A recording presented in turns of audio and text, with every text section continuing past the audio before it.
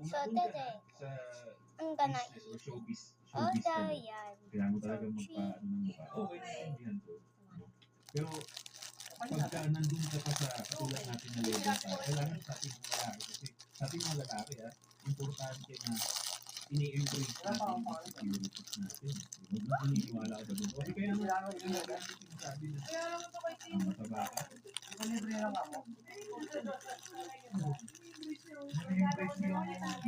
Nang-embrace mo yung kapangitan ko na turn ko siya into a valuable something.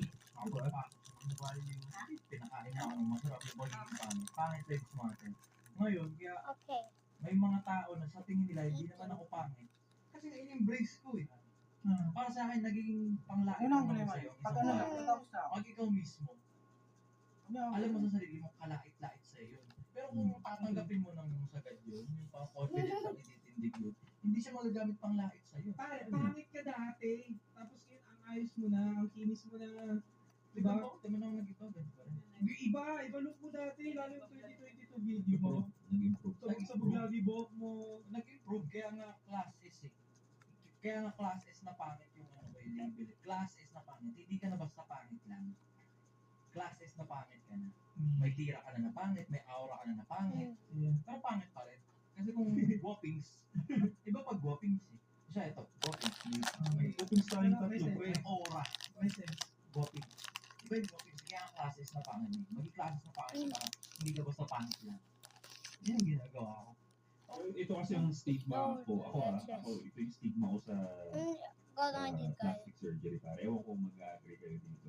10 out of 10. Na ang plastic surgery para sa akin bro is Kayo pa. parang panakit butas.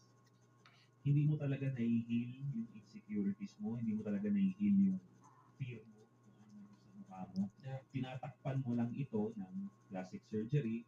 At the end of the day, insecure ka pa rin. Kaya ngayon maraming tao, maraming kababaihan din ang na-addict sa plastic surgery because we all know that most of the girls are more insecure than men, di ba? So, dahil yung plastic surgery is parang shortcut siya para matakpan yung insecurities mo. Na-addict na yun sila.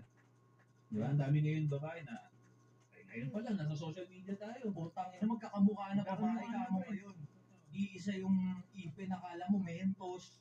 Ang sablay ng pagkaka... Yung bunny, uso eh. Oo, bunny teeth. Tangina, iisa ng itsura ng ipin, iisa itsura ng hugis ng mukha, iisa itsura ng haba ng buhok, Size ng suso. Wait. iisa itsura nung...